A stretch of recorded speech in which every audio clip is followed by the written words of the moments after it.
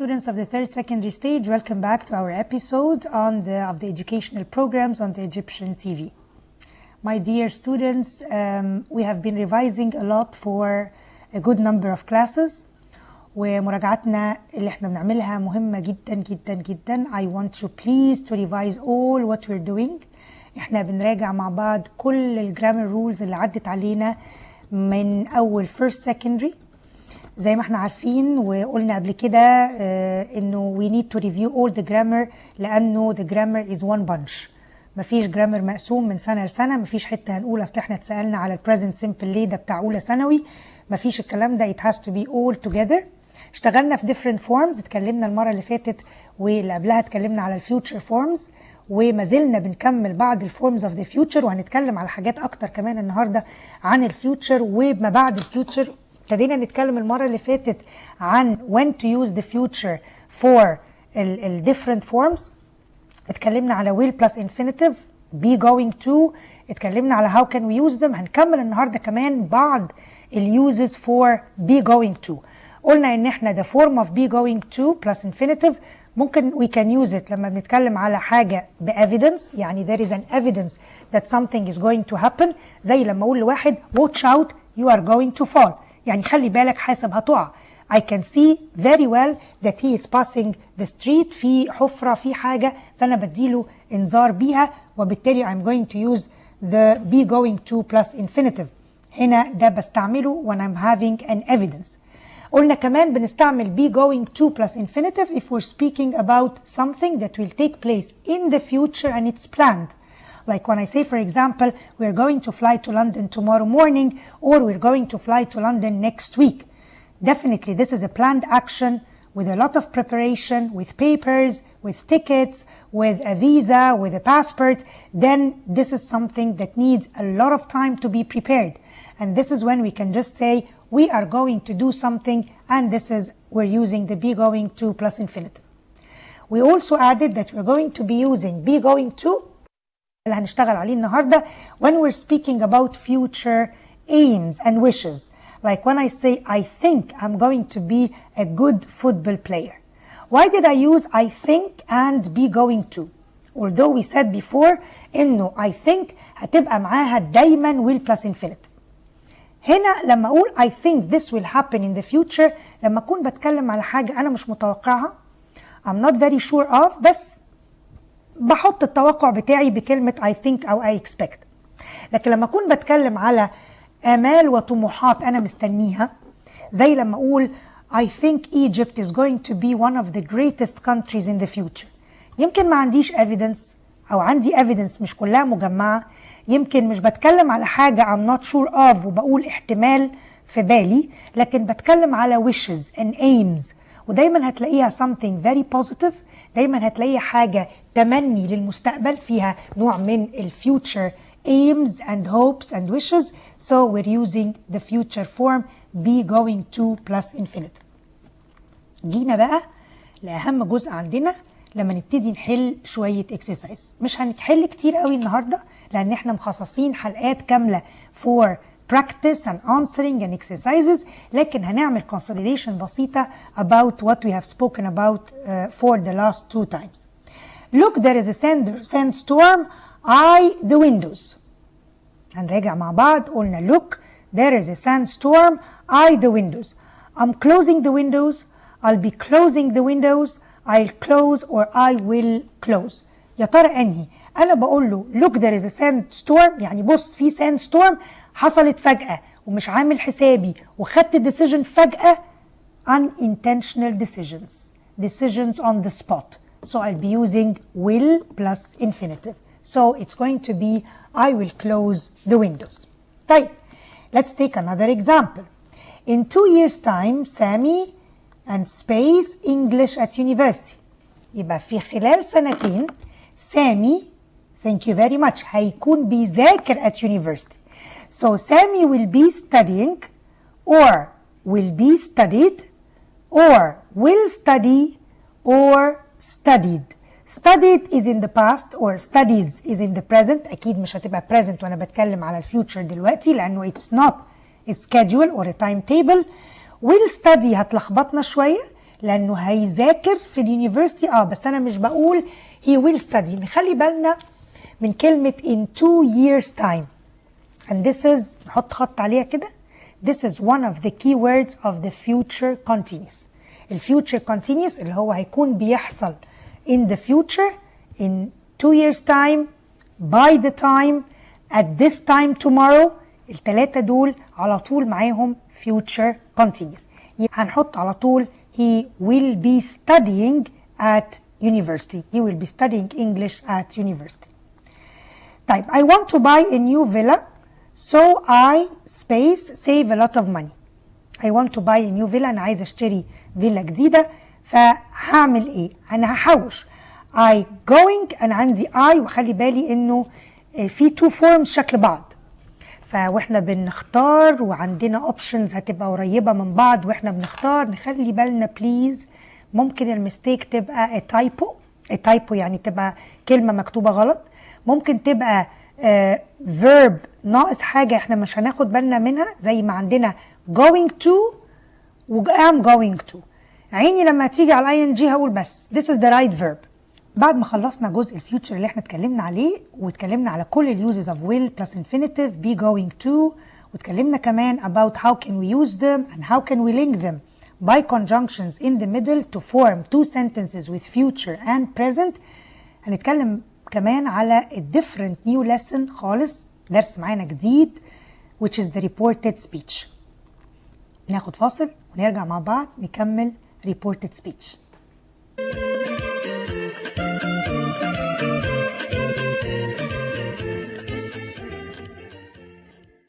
My dear students, we're back with our reported speech. درس لذيذ جدا جدا جدا اتكلمنا عليه قبل كده، لكن هنراجع مع بعض all the rules. How can we use it? How can we change from direct to indirect speech؟ لأن هو ليه اسمين زي ما احنا عارفين، اسمه direct and indirect أو مباشر وغير مباشر، واسمه reported speech. reported يعني منقول، يعني الكلام اللي اتقال احنا سمعناه واحنا بنعيده للناس تاني، عشان كده سميناه reported speech.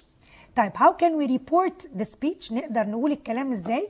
لو حد بيقول انا عملت كذا، ما ينفعش اني اردد كلامه واقول انا عملت، فهبتدي اقول هو عمل كذا. how can we change from the direct speech into indirect speech؟ خلونا نشوف مع بعض some of the important rules اللي هتلم معانا كده كل reported speech مرة واحدة. reported speech يعني أنا بعيد الكلام اللي اتقال قبل كده قدامي، أو بنقل الكلام اللي اتقال قدامي لحد تاني. الكلام ده it can be sentences، يعني ممكن تبقى جمل عادية، جمل إخبارية عادية statements يعني. ممكن تكون questions، يعني أسئلة، حد سأل حاجة وأنا بعيد السؤال to other people. ممكن تكون reported words زي ما تبقى orders مثلا، زي ما بنسميها commands بعض الأوامر. ممكن تبقى requests يعني تبقى زي الطلب. ممكن تبقى imperatives وكأن هي زي الاوردرز اللي بنقولها. طب يا ترى كله are going to take the same form؟ أكيد لا. طيب يا ترى ايه الأشكال بتاعتنا اللي عندنا؟ خلينا ناخد واحد واحد ونشوف how can we change from direct to indirect باستعمال الانفينيتيف فورمز. هنتكلم دلوقتي على how to give advice to people. ده مش الستيتمنتس، ده اللي احنا بنسميه to give advice لحد. زي لما اجي احط statement مثلا، او هغير من اوردر لاوردر. لو انا اديت اوردر لحد دلوقتي وجيت قلت له do this open the door، التيتشر قاعد في الكلاس وقال لواحد من الستودنتس open your book. how can I use the same form اللي هو open the book واقول التيتشر امرته او قالت له open the book؟ how am I gonna use it؟ so we're going to say the teacher told him or ordered him. طب وهعمل ايه بعد كده؟ to plus infinitive which is to plus the verb. so the teacher ordered him to open the book. طب هل هي بس it is with the verb order؟ لا، عندي كمان a good number of verbs هنستعملهم with the same form. لو أنا قلت advised، يعني أنا بكلم حد من أصحابي وبقول له for example you have to see a doctor، فهو يقدر يقول he advised me وبعدين to see a doctor. أنا غيرت الفورم، أنا ما نقلتش الكلام هو بالظبط you have to إني أقول he had to، لا، أنا خدت نفس الكلام، فهمت إن he is giving me an advice، وده اللي بنتكلم عليه السنة دي يا جماعة. English is فهم. English is not studying. مش هينفع نحفظ لقيت دي كذا تكتبها كذا، خلاص this is over. لكن أقدر أقول بالمعنى إن أنا لما اديت نصيحة، واحنا اتكلمنا قبل كده عن المودل فيربس، واتكلمنا ازاي ادي advice for people، هنا بنعمل link between the lessons together. لو أنا بدي advice to a person وبقول له you have to do this or you should do this، خلاص أنا فهمت من المينينج إن this is advice. يبقى أنا مش محتاج حتى لو بعمل reported speech إني أقول he advised me that I had to. طب وليه؟ لو أنا عندي فورم فيها to plus infinitive أقدر أستعمل الفورم دي على طول. طب ممكن أستعمل to plus infinitive في إيه؟ لو أنا عندي advice نصيحة، لو أنا عايزة أساعد حد أقول he helped me to do this. لو أنا بعلم حد he taught me to drive. He asked me to help him. He instructed me وجهني علمني to learn better. He told me to open the door. He encouraged me to work better. He invited me to do this or to attend. He wanted me to apply for the vacancy, expected me to do this. He ordered me to do this and he warned me to do this. خلوا بالكم الفورم كلها مع كل الفيربس دي اللي أنا بقول نحفظها تمام. عايزين تحفظوها study them، مش هتبقى مشكلة، لكن كمان أهم من إن احنا نحفظهم، لأن أنت مش هتحتاج تحفظ. أنت لو محتاج تكتبهم you're going to write them in the book. أنت عندك open book exam، you're going to write them in the book، ومع تكرار استعمالهم بعد شوية خلاص you're going to use them very well. بس نخلي بالنا إنك هتحط بعديهم object، يعني لازم يبقى he ordered me or him or them or her، وبعدين to، وبعدين infinitive. طيب خلونا نشوف some examples على اللي احنا بنتكلم عليه بالظبط. أنا استعملت verbs زي advised و warned و talked و invited والكلام ده كله. طب أنا لازم ألاقيهم في الجملة عندي عشان ابتدي أحول الجملة reported speech. طب أمال احنا اتعلمنا ازاي بقى كل معنى من دول؟ لا، هو أنا لما يكون عندي stop talking، يا ترى مين اللي ممكن يقول stop talking؟ ممكن يبقى التيتشر. يبقى the teacher عندي أكتر من verb. ممكن يبقى told the students، ممكن تبقى asked the students كنوع من الرجاء، ممكن تبقى ordered the students. يبقى أقدر أستعمل told, asked, ordered and I'm going to put an object which is us or them or him or her and then to plus infinitive.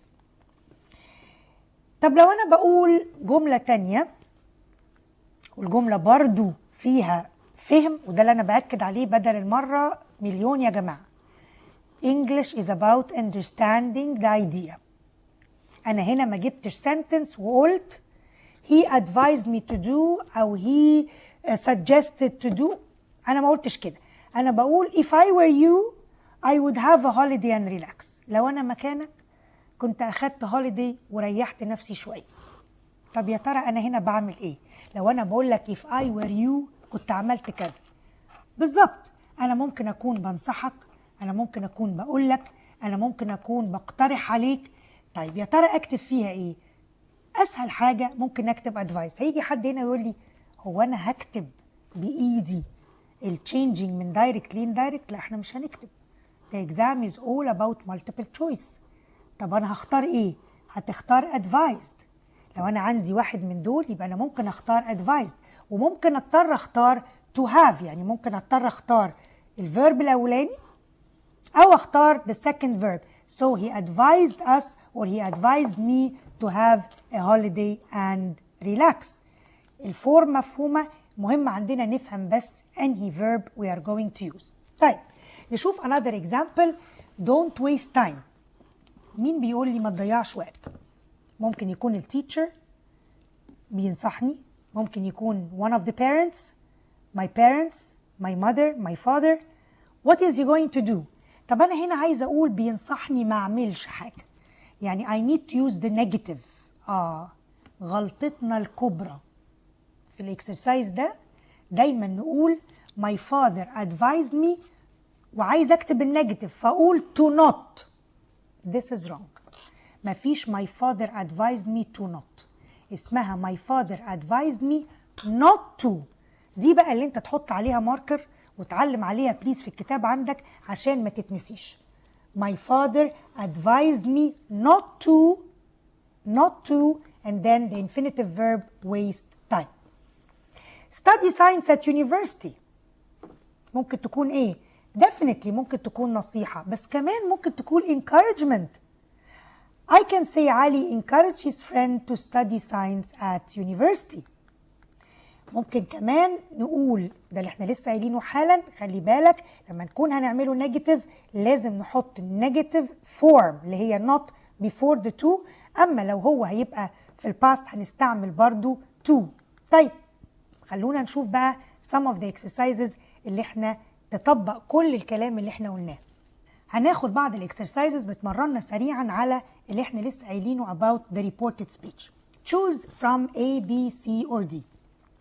My friend encouraged me space nervous before the sports match. And I have not to be nervous, be nervous, that I be nervous. So my friend encouraged me هي بتنصحني أكيد إني ما كنش nervous, so not to be nervous before the sports match. Ola advised Riham space the hotel her CV to apply for the job. Ola advised Riham not sending, to send or to sending. Ola advised Riham not to send the hotel. Ola advised Riham to send the hotel her CV to apply for the job. دي الانسر اللي احنا لسه قايلينها.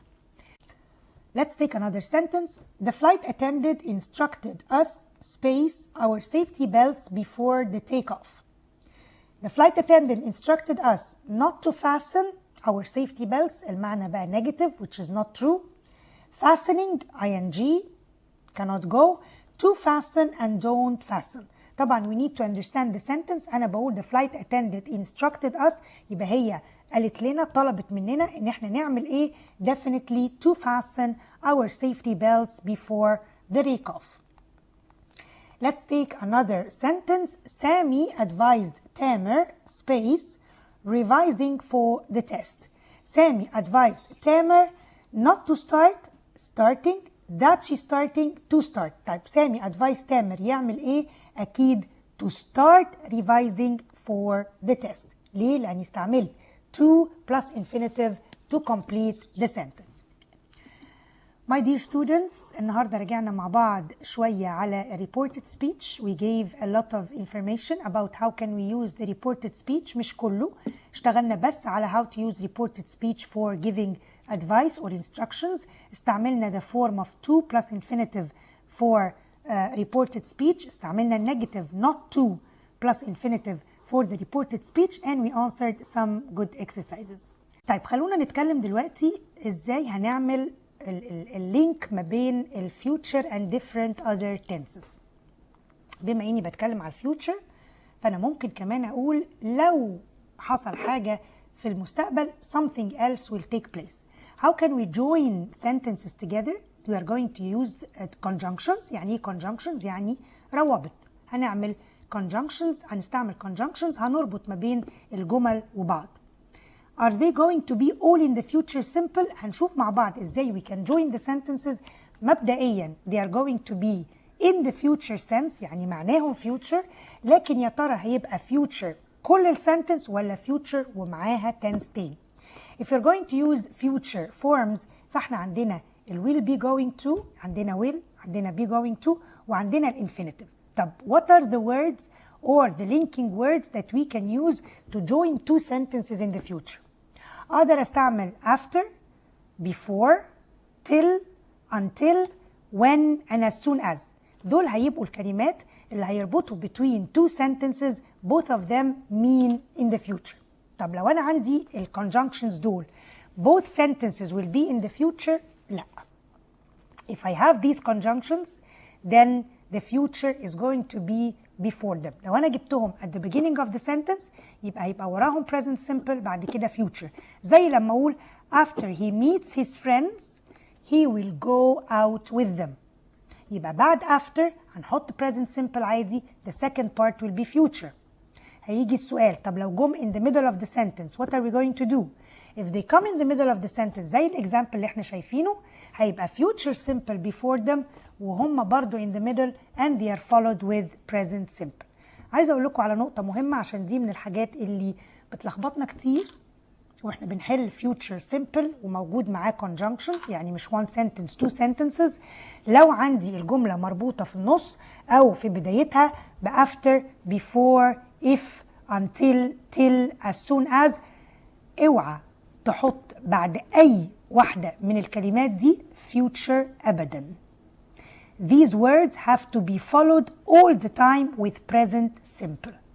يعني أنا لو عندي الجملة مقسومة نصين فيها جزء هيبقى future وفي جزء present simple ال present simple is to follow these words على طول وال future simple هيبقى يا إما في الجزء التاني قبله يا في الجزء التاني بعده يعني in the second part of the sentence. طب خلينا نشوف examples. طبعا ممكن يبقى present simple أو present perfect يعني أقصد إنه فكرة ال present simple. لو أنا قلت after أحمد finishes or has finished his exams I will take him for a picnic. أخلي بالي عندي after it has to be followed with present or present perfect. On the other side I'm gonna be using the will plus infinitive to have the future form. مش هينفع أبدا نستعمل after before as soon as until when أي حاجة من دول وأحط بعديهم will في الفيوتشر لأنه في حد بيترجم اللي بيترجم بالعربي هيقول كده هيقول بعد ما هيخلص الامتحان هيروح مع صحابه يخرج. فأنا متخيل إنه بعد ما يخلص ده future وهيروح مع صحابه يخرج ده future تاني فأروح حاطط ده will plus infinitive وده كمان will plus infinitive. Sorry, this is wrong. The words after كل الكلمات linking words اللي قلناهم الverb has to be in the present or the present perfect. الناحية التانية هي اللي يبقى فيها future form. يعني لو احنا قلنا دلوقتي for example the manager is going to see you as soon as he comes out of the meeting. تاني as soon as is in the middle of the sentence followed by the present simple. On the other side we have هنحط will plus infinitive براحتنا هنحط going to حسب المينينج اللي عندنا هنحط will be plus ing for the future continuous whatever the future form اللي هيجي.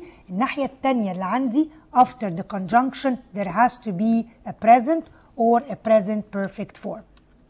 طب لو أنا ما عنديش verb تاني معاه subject يعني لو أنا ما قلتش if this happens أو after this happens يعني لو ما عنديش جملتين مبنيين على بعض حاجة زي السنتنس اللي عندي دلوقتي اللي بتقول call me back or call me as soon as you get back ولا أي حاجة برضو عندي as soon as اللي هي one of the conjunctions اللي اتكلمنا عليهم it's going to be followed with the present simple. طب والناحية التانية عندي options كتير عندي will plus infinitive مفيش مشكلة لو أنا عندي subject عندي be going to plus infinitive if I am going to have a subject as well or I can have the verb in the imperative form like call me as soon as you come back drink once you feel hungry do this or call me when you arrive home. هل في future؟ الفيوتشر في السنس الفيوتشر في المعنى مش future as لازم الاقي will plus infinitive or be going to plus infinitive عشان اقول ان ده future. الموضوع مختلف. It depends on how I get the sense of the sentence.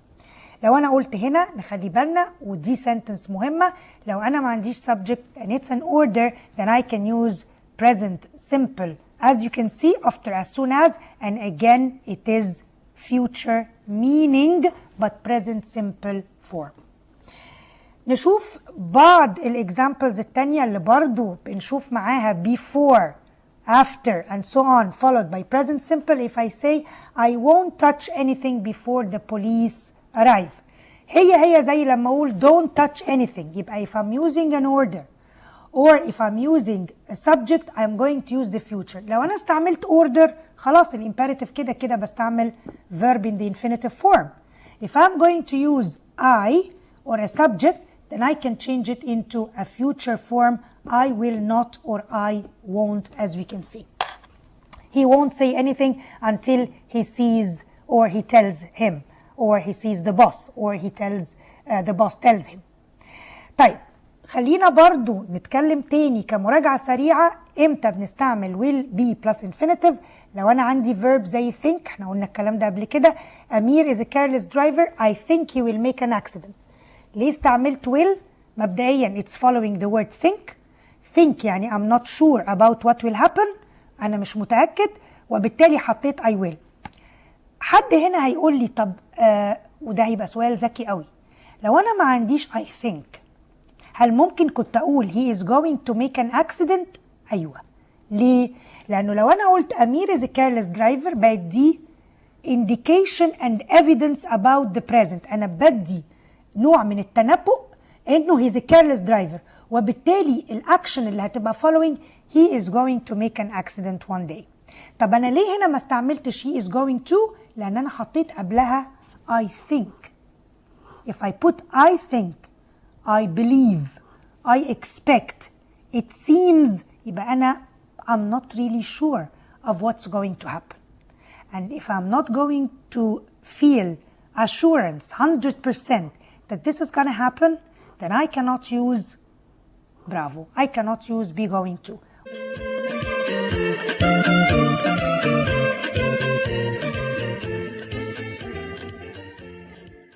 My dear students, by that we're coming up to the end of our session today. Very happy to be with you, and we're always waiting for you every time. Waiting for you next time, my dear guys. Thank you and goodbye.